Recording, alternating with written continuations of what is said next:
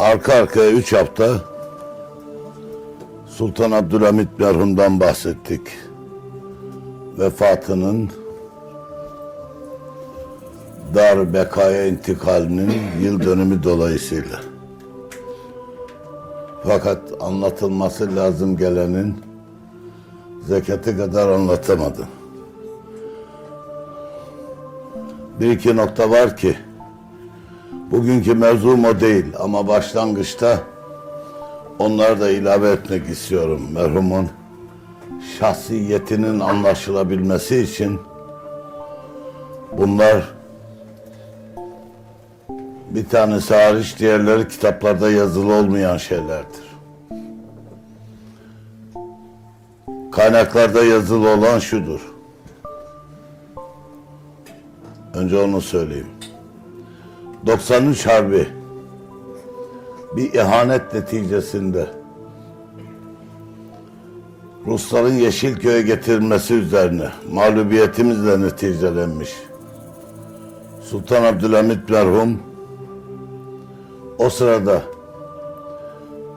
İngiltere'yi, Hindistan'a yerleşmiş, Ruslar da Türkistan'ı elde etmiş olduğundan Afgan dağlarında hudut ihtilafı halindeydiler.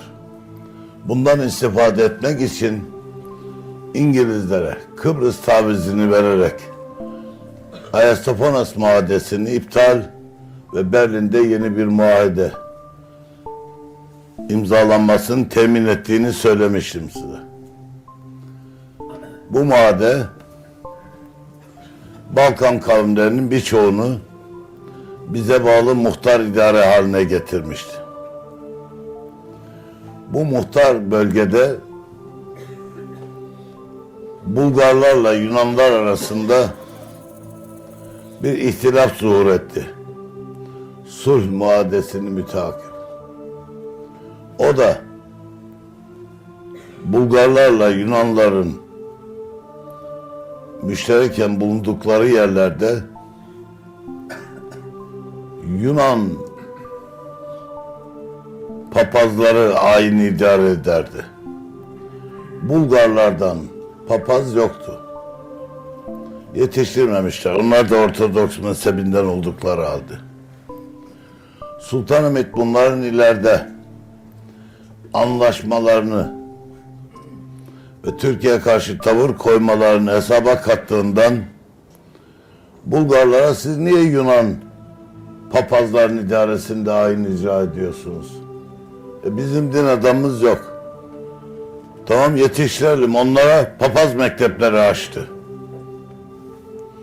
Papaz mektepleri açtıktan sonra Bulgar papazlar Bulgar nüfusunun mevcut olduğu yerlerde ayini biz idare edeceğiz diye Yunanlarla aralarında bir kavga çıktı. Bu kavga dolayısıyla zaman zaman her iki taraftan metbuuna itiraz etti. Yahut müracaat etti. Kadimen Yunanlar diyor ki kadimen biz burada bu işi görüyorduk. Şimdi Bulgarlar biz yapacağız diyorlar. Bu işi, bu ihtilafı hallet. Bulgarlar da diyor ki o zaman bizim papazımız yoktu. Şimdi bizim papazımız var. Biz Rumca bilmiyoruz. Bizim papazımız bizim ayinimizi Bulgarca icra etsin istiyoruz. İki tarafı da oyalıyor. İkisine de sen haklısın diyor. Nasrattin Hoca'nın boncuk hikayesi gibi. Sen haklısın diyor. Oyalıyordu. Bu kavga devam ediyordu. Devam ediyordu. Buna ilaveten bir şey daha yaptı. Bulgarlar dedi ki madem sizin kiliseleriniz var, bu kilisenin başkanlığı da olması lazım. O zaman öyle bir şey yok. Ben size yapayım dedi. O memnun oluruz dediler. Berlin'de prefabrik bir bina hazırlattı. Berlin'de. Şimdi Eyüp'e giderken Balat'ta yol üstünde bir Bulgar dini merkezi görürsünüz. Bunun adı Bulgarca Eksahlık'tır. Bu Bulgar kiliselerinin başkanlığıdır. Yani Patrikhane'nin tam karşısına buraya bir Bulgar Kiliseler Başkanlığı manasına Patriğin muadili bir adam oturtarak bir bina yaptı. Nasıl yaptı biliyor musunuz? Bir gecede. Nasıl olur? Çünkü binayı metal olarak, o bina metaldir. Duvarları taş değildir. Dikkat edin geçerken. Berlin'de bu binayı hazır ettirdi. Gemilerle Haliz'e getirdi. Bir gecede monte etti. Sabahleyin Rum papazlar kalktılar, karşılarında bir bina var. Dün yoktu. Bu nedir? Bulgar Eksahlığı. Ayrı bir kilise. Kilise başkanlığı daha doğrusu. Sultan Abdülhamid'i anlattığımız sebeplerle tahttan indirdikten sonra Balkan Harbi çıktı. Çok değil, 3 sene sonra. 1909-1912.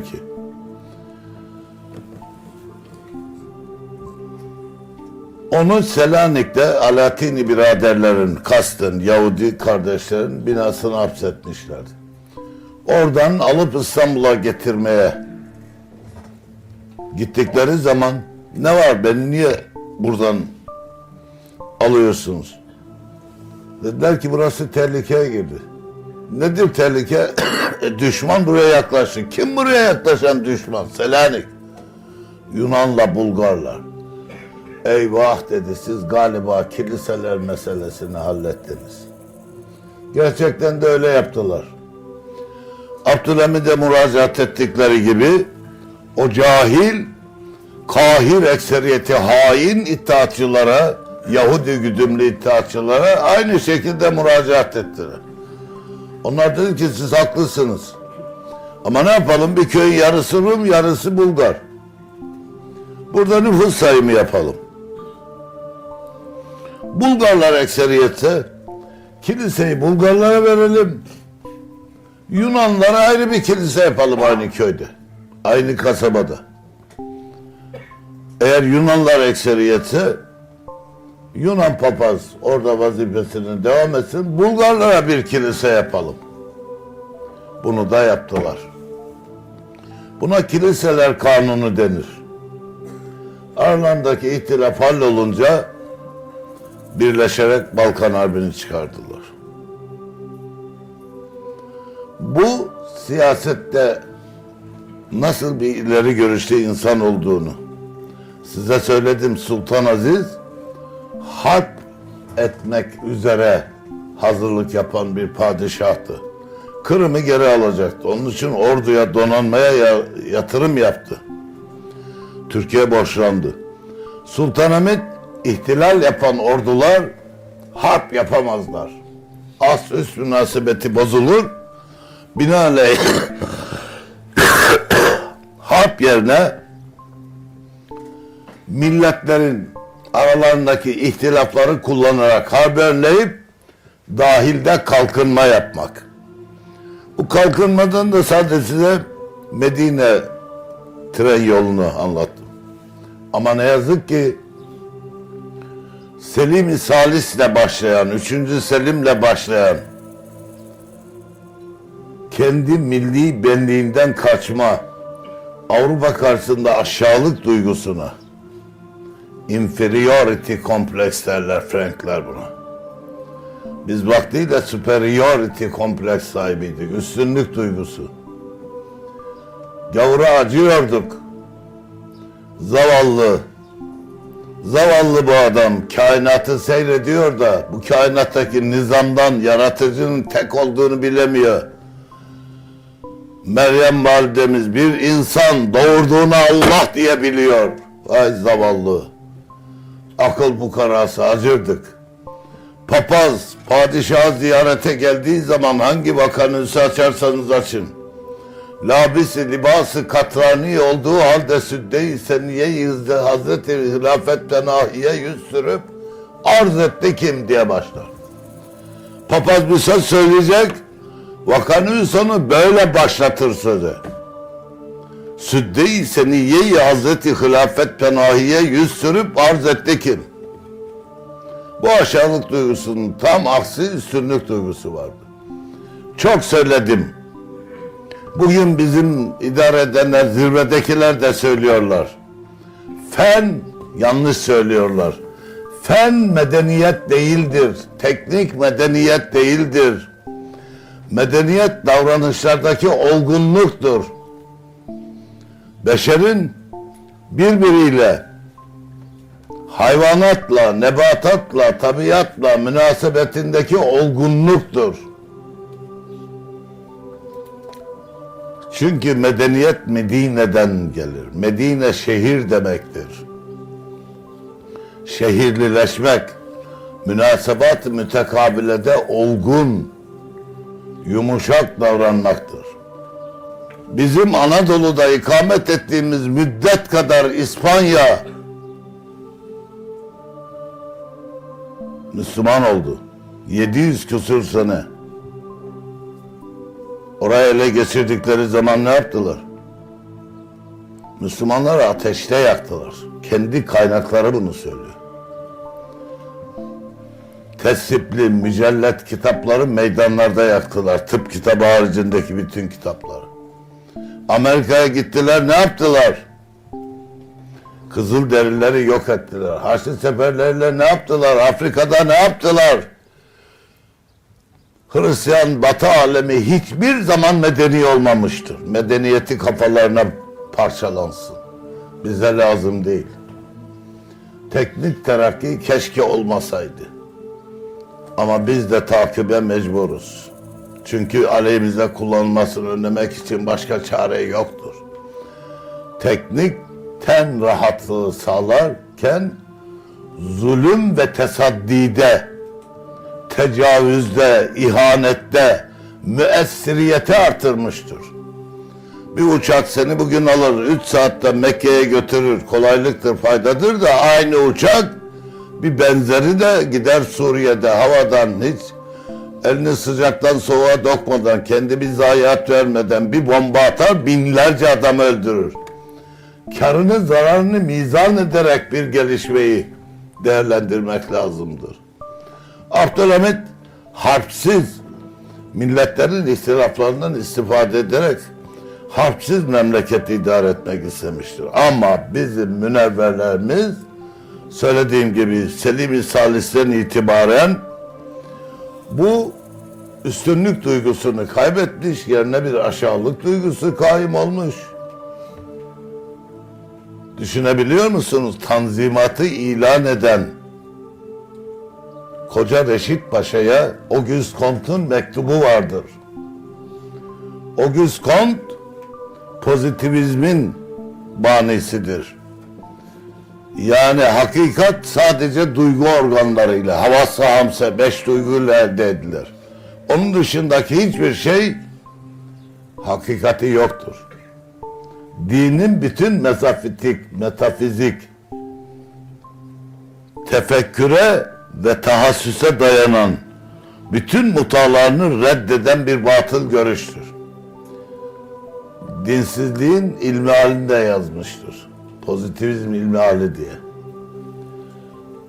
Batı medeniyetin temeli budur.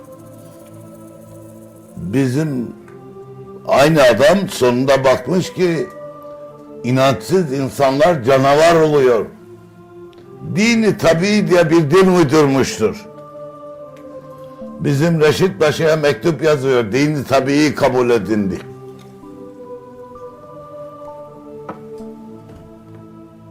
Tabiat dinini.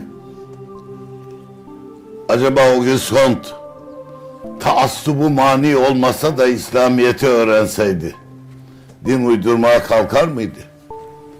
Avrupalı için din bitmiştir. Bütün Batı aleminde din diye bir şey yoktur. din hıdrellez evlencelerinin evinden bir takım merasimlerden ibarettir. Tortusu da İslam düşmanlığıdır. Avrupa'nın kahir ekseriyeti, bunu Amerika'yı da koy, ateisttir. Hazreti Meryem bir insan, onun Allah doğurduğuna inanmaz.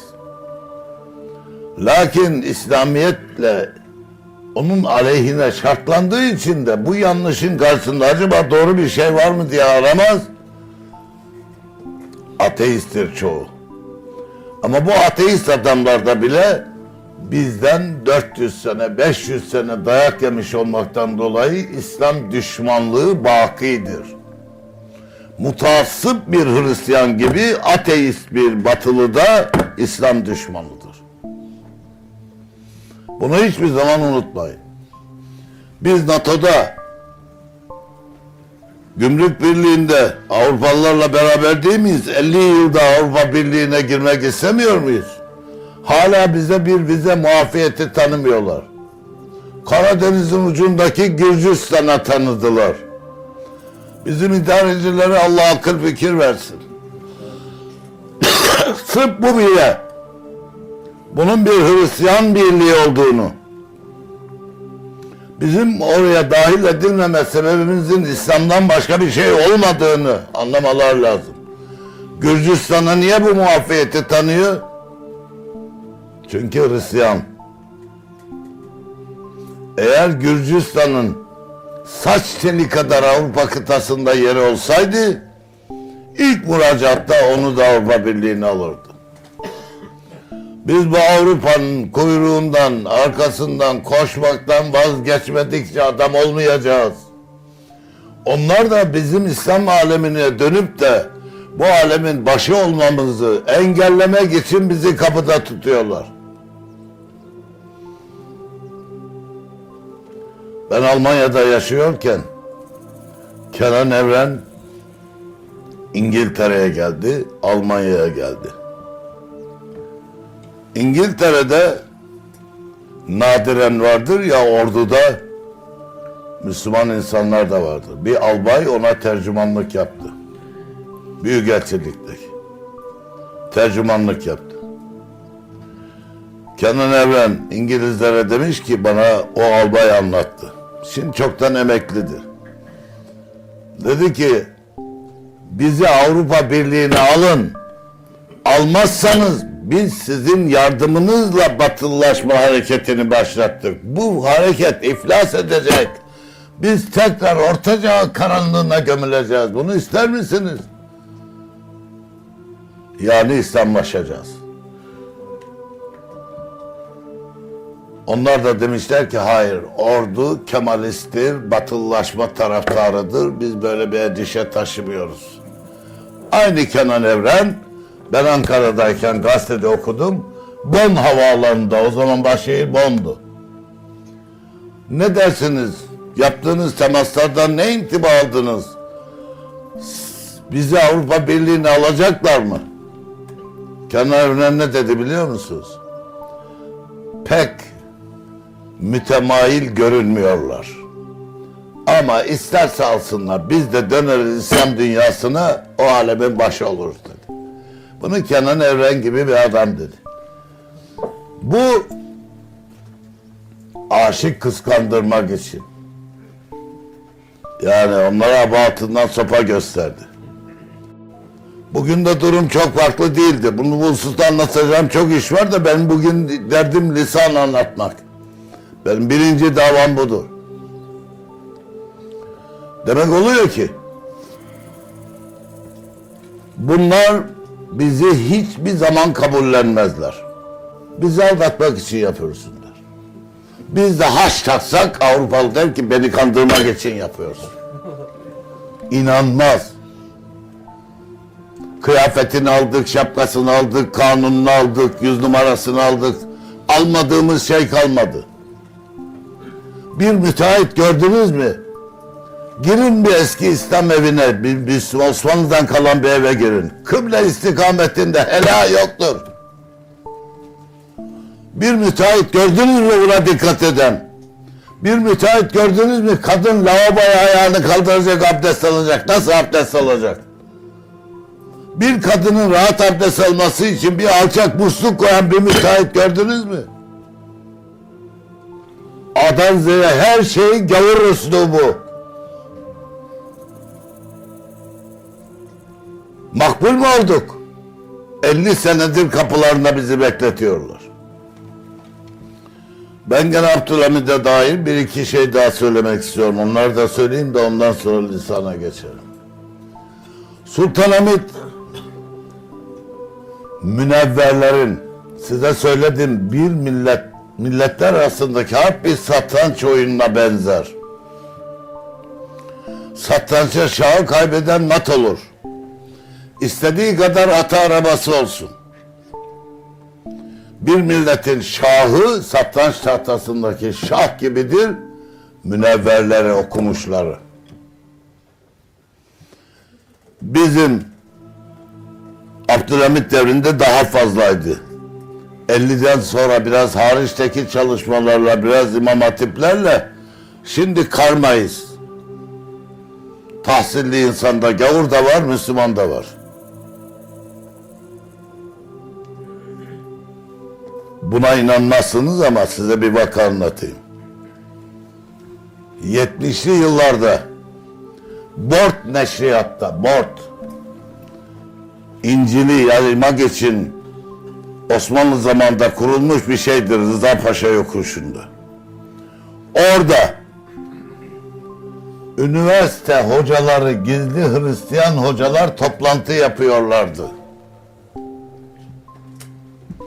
Biz bunu öğrendik. O zaman Beyaz Saray zemin katta bulunuyordum. Bitişimde de ülkücülerin bir dergisi çıkıyordu. Orada bu bilgiyi paylaşınca Erzurumlu bir çocuk orayı silahla bastı. Başarılı olamadı. Onların korunması varmış. 200 sene de hapis yattı. Üniversite hocaları Darülfünun'da, üniversitede Ahmet Mehmet Bort neşriyatta haftada bir defa toplanıyor Hristiyan adıyla. Gizli gavur. Daha 70'li yıllarda biz bunu yaşadık. Bir kişiyi de yaraladı o Erzurumlu çocuk. Gözümün önündedir. Sağ mıdır bilmiyor şimdi. Ülkücü bir çocuk. Van Üniversitesi Başkanı bir zaman İslam aleyhine küm etti, konuştu. Sonra Türkiye'de ilk tiyatroyu kuran Güllü Agop'un torunu olduğu ortaya çıktı. Aynı şekilde Ege Üniversitesi'nde bir dekan Müslüman adıyla, onun da Hristiyan olduğu ortaya çıktı. Çok uzağa gitmeyin. Ermeni Patrik Vekili Ateşyan